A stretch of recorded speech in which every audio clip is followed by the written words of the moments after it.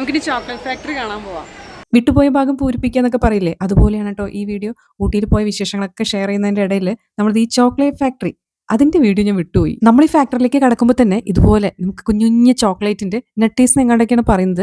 അങ്ങനെ പല ടൈപ്പിലുള്ളത് നമുക്ക് തരുന്നുണ്ട് കേട്ടോ. ഇവിടെ അതിന്റെ പേരും വെയിറ്റും അതിന്റെ റേറ്റും ഒക്കെ എഴുതി വെച്ചിട്ടുണ്ട്. ഒരുപാട് പേര് ഇങ്ങനെ ക്യൂ നിൽക്കുന്നുണ്ട് കേട്ടോ. അപ്പോൾ ലൈവായിട്ട് നമുക്ക് ചോക്ലേറ്റ് ഉണ്ടാക്കുന്നത് കാണാം. അതിന്റെ ഓരോരോ പ്രോസസ്സും നമുക്ക് മിററിൽ കൂടെ ഇതുപോലെ കാണാം. അപ്പോൾ ആദ്യം തന്നെ കാണുന്നത് ചോക്ലേറ്റ്സ് ഒക്കെ ഇതുപോലെ ഷേപ്പാക്കി അടർത്തി എടുക്കുന്നതാണ് കേട്ടോ. ഓ, ഇതൊക്കെ നമ്മൾ സിനിമയിലൊക്കെയാണ് കണ്ടിട്ടുള്ള. ഈ ഡയറി മിൽക്കിന്റെ ഒക്കെ പരസ്യത്തിൽ ഇങ്ങനെ ചോക്ലേറ്റ് ഇങ്ങനെ ഒഴുകി പോകുന്നത്.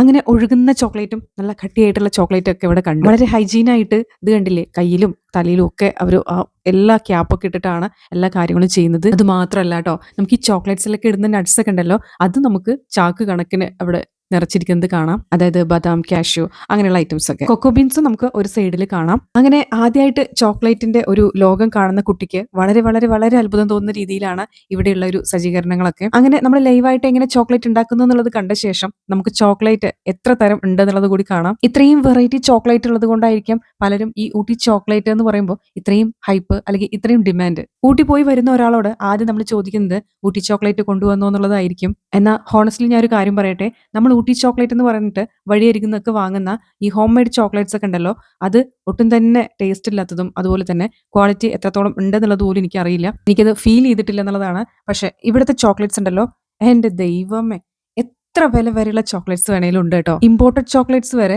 അതായത് ഇമ്പോർട്ടഡ് കൊക്കോ ബീൻസ് ആണോന്ന് അറിയില്ല. ഞാൻ ഒരെണ്ണം വാങ്ങിയത് ബ്രസീലിയൻ നട്ട് എന്നൊക്കെയാണ് എഴുതിയിട്ടുണ്ടായിരുന്നത്. ബില്ല് കണ്ടല്ലേ നമുക്കതൊക്കെ മനസ്സിലാക്കാൻ പറ്റുന്നത്. അല്ലാതെ ഇതൊക്കെ എങ്ങനെയാണ് ഇറക്കുമതി കയറ്റുമതി എന്നൊന്നും നമുക്ക് അറിയില്ല. എന്തൊക്കെയാണെങ്കിലും നല്ല ടേസ്റ്റ് ആണ്. നമ്മൾ ഈ കാണുന്ന നമ്മുടെ നാട്ടിലെ ചോക്ലേറ്റ്സ് ഒക്കെ വെച്ച് നോക്കുമ്പോൾ ഇതിന്റെ ഒരു ടേസ്റ്റ് നമുക്ക് ആ ഒരു ഫീൽ കിട്ടും, ഒറിജിനൽ എന്താന്നുള്ളത്. അപ്പോൾ ഇത്രയൊക്കെയാണ് ചോക്ലേറ്റ്സിന്റെ ഫാക്ടറിയുടെ ഉള്ളിൽ കാണാനായിട്ടുള്ളത്. എന്നാൽ താഴത്തെ ഫ്ലോറിലേക്ക് വരുമ്പോൾ കഥ മാറി. ഇവിടെ വേറെയും കുറേ സംഭവങ്ങളുണ്ട് കേട്ടോ. ലേഡീസിന് വേണ്ട അത്യാവശ്യം എല്ലാ പ്രൊഡക്ട്സും അടുക്കളയിലേക്കാണെങ്കിലും നമ്മുടെ ഫാഷൻ ആക്സസറീസ് ഒക്കെ ആണെങ്കിലും ഒരുപാടുണ്ട്. മുകളിൽ സ്റ്റിക്കർ ഒക്കെ ഒട്ടിച്ച് വെച്ചിട്ടുണ്ട്. ഇനി ഡൗട്ട് വേണ്ട ഇവിടെ എന്തൊക്കെയാണ് ഉള്ളത് എന്നുള്ളത്. ചുരുക്കം പറഞ്ഞാൽ ചോക്ലേറ്റ് ഫാക്ടറിയിൽ വന്നാൽ ചോക്ലേറ്റ് മാത്രമല്ല ഈ കാണുന്ന ഐറ്റംസ് കൂടി വാങ്ങിച്ചിട്ട് പോകാന്നുള്ളതാണ്. എനിക്ക് ഏറ്റവും ഇൻട്രസ്റ്റിംഗ് ആയിട്ട് തോന്നിയത് ഇത് കണ്ടോ, നട്ട്സ് ഒക്കെ നമുക്ക് ഇതുപോലെ കിട്ടും. അതുപോലെ സ്പൈസസ് ഗിഫ്റ്റ് ബോക്സിലൊക്കെ ആയിട്ട് നമുക്ക് കിട്ടും. ഒരുപാട് ടൈപ്പ് കോഫി, ടീ അങ്ങനത്തെ ഐറ്റംസ് ഒക്കെ ഉണ്ടായിരുന്നു. പൊടികളെന്ന് ഉദ്ദേശിച്ചത് മഞ്ഞൾപ്പൊടി, ഇഞ്ചിയുടെ പൊടി, അങ്ങനെ പല ടൈപ്പ്. ഇതൊക്കെ ഡ്രിങ്ക് മിക്സ് ആണ് കേട്ടോ, അതല്ലാതെ നമ്മൾ കറിക്ക് ഉപയോഗിക്കുന്നതല്ലേ. നിറയെ ക്ലച്ച് പേഴ്സും ബാഗുകളും ഒക്കെ ഇവിടെയുണ്ട്. നല്ല രസമുണ്ട് കേട്ടോ കാണാനായിട്ട്. ഞാനത് വാങ്ങാൻ പോവാത്തതുകൊണ്ട് അതിന്റെ വിലയൊന്നും അന്വേഷിക്കാൻ നിന്നില്ല. അതുപോലെ നിറയെ ടൈപ്പിലുള്ള ക്യാൻഡീസ് ഉണ്ട്. അങ്ങനെ ഒരുപാട് ഐറ്റംസ് ഉണ്ട്. അഥവാ ചോക്ലേറ്റ് വാങ്ങാതെ നമ്മൾ മേലെ നിന്നും സ്കിപ്പ് ചെയ്ത് വന്നാൽ തന്നെ ഇവിടെ നിന്ന് നമുക്ക് വാങ്ങാനായിട്ട് ഒരുപാട് ഐറ്റംസ് ഉണ്ട്. അങ്ങനത്തെ നമ്മൾ ഈ ഒരു കിറ്റിൽ ഫുൾ ആയിട്ട് സാധനങ്ങൾ വാങ്ങിയിട്ടുണ്ട്. നമ്മൾ ഈ ചോക്ലേറ്റ് ഫാക്ടറിയിലേക്ക് കടക്കുന്നതിന് മുന്നായിട്ട്, അതായത് ടീ ഫാക്ടറിയുടെയും കൂടി മുന്നിലായിട്ട് ഇതുപോലെ വലിയൊരു ഓപ്പൺ സ്പേസ് ഉണ്ട് കേട്ടോ. ഇവിടെ നമുക്കൊരു വ്യൂ പോയിന്റ് കൂടി ഉണ്ട്. ഈ ഒരു വ്യൂ പോയിന്റിൽ നിന്നുകൊണ്ട് തന്നെ അഡ്വഞ്ചറസ് ആക്ടിവിറ്റീസ് എല്ലാം സെറ്റ് ചെയ്യുന്ന ഒരു ഏരിയ ഉണ്ട് കേട്ടോ. നമുക്കിവിടെ ഇഷ്ടമുള്ളവർക്ക് അവിടെ പൈസ ഒക്കെ കൊടുത്ത് അതിൽ ജോയിൻ ചെയ്യാവുന്നതാണ്. അതിന്റെ ഡീറ്റെയിൽ ആയിട്ടുള്ള വീഡിയോസ് ഒക്കെ ഞാൻ ഷോർട്സിലായിട്ട് ഇൻക്ലൂഡ് ചെയ്തിട്ടുണ്ട് കേട്ടോ. അപ്പം താഴെ ഇതുപോലെ നിറയെ കുതിരകളൊക്കെ ഉണ്ട്. ഈ ഊട്ടിയിൽ എവിടെ പോയാലും നമുക്ക് ഈ കുതിര സവാരി അവൈലബിൾ ആണ്. പിന്നെ നമ്മുടെ ഈ ഊട്ടിപ്പൂവ് ഇവിടെ നിന്നാണ് വാങ്ങിയിട്ടുണ്ടായിരുന്നത്.